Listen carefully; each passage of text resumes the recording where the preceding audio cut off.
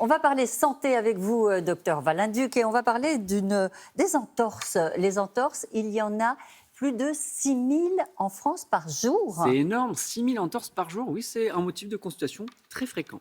Et c'est d'ailleurs une chronique autobiographique, puisque c'est exactement ce qui vous est arrivé. Que s'est-il passé? Racontez-nous. Alors, je n'étais pas en train de faire un combat de kung-fu fighting, non, je cueillais des fraises et mon pied a mal réceptionné. Donc du coup, ça a un petit peu craqué. Donc vous allez nous expliquer ce qu'est une entorse. Et quand on parle d'entorse, déjà, pour bien comprendre, c'est quoi qui est touché? L'os ou le muscle?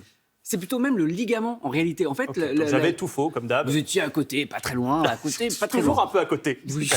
L'articulation du pied, en réalité, est très complexe. L'articulation de la cheville est très complexe parce qu'il y a deux os qui vont aller se mettre au-dessus d'un os principal sur le pied. Et donc, ces ligaments qui sont situés de chaque côté des malléoles vont permettre de stabiliser un petit peu le pied. C'est mécanique et ça marche très bien. Sauf que de temps en temps, quand le pied part un petit peu à l'intérieur ou à l'extérieur, voilà, quand ça vrille, ça peut être à l'origine d'un étirement du ligament, d'une rupture, parfois même de l'arrachement osseux. Et c'est ce qu'on appelle l'entorse. Et ça peut souvenir notamment quand, mesdames, parce que je sais que vous mettez beaucoup de talons, Estelle, je ne sais pas comment vous faites. Et effectivement, c'est un motif d'entorse. Alors, à quel moment il faut s'inquiéter et consulter un médecin? Alors, je vous parlais, vous faisiez référence à ma situation. On va distinguer le cas où il faut aller consulter en urgence, c'est quand la douleur est brutale, tellement elle est forte. Souvent, il y a une espèce de vagal qui se déclenche, c'est-à-dire la nausée, on ne se sent pas bien parce que la douleur est très, très intense. C'est ce qui vous est arrivé? Oui, effectivement. On veut tout savoir de vous, en fait. En cueillant des fraises, je rappelle. Oui. Ce qui est assez surprenant, j'ai découvert ce que voulait dire du coup le mot craquement, parce que souvent je dis à mes patients, avez-vous entendu craquer? Bon, là je l'ai senti, effectivement, j'ai senti ce petit craquement qui est remonté dans mes oreilles.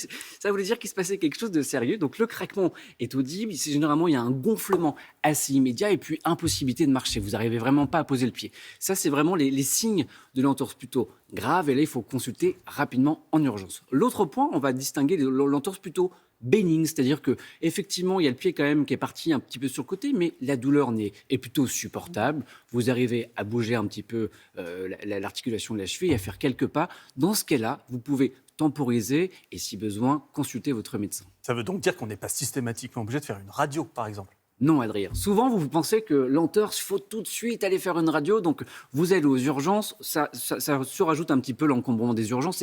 C'est à peu près. Vous voulez dire que les urgences sont encombrées? Un petit peu, oui. Ce n'est pas un scoop, mais je vous le dis quand même. Oui, souvent, vous imaginez que l'entorse, tout de suite, il faut une radio. Non. L'indication de la radio, ça va être l'interrogatoire à l'examen clinique. Donc, on peut, même quand vous venez nous voir au cabinet, parfois, moi, je ne prescris pas de radiologie. Ça va dépendre de ce que je constate. Donc, en réalité, vous pouvez vous en sortir tout seul sur les premiers instants sur une entorse généralement bénigne. Bon, une question, en attendant d'aller voir le médecin, imaginons que ça arrive un dimanche, quels sont les bons gestes à adopter? Je vous en parlais au début, vous pouvez faire ce qu'on appelle le protocole grec, G-R-E-C. G, c'est pour glace. Vous allez mettre une poche de glace dessus pour éviter l'œdème, calmer l'inflammation locale, mais ça peut aussi calmer la douleur. Le R, c'est pour repos. C'est-à-dire que, bien sûr, on va éviter d'aller marcher dessus tout de suite. Il faut un petit peu prendre soin de cette articulation. C'est pour élévation, c'est-à-dire que vous allez lever un petit peu le pied, aussi, ça va limiter l'œdème au niveau de la jambe et permettre un meilleur retour veineux.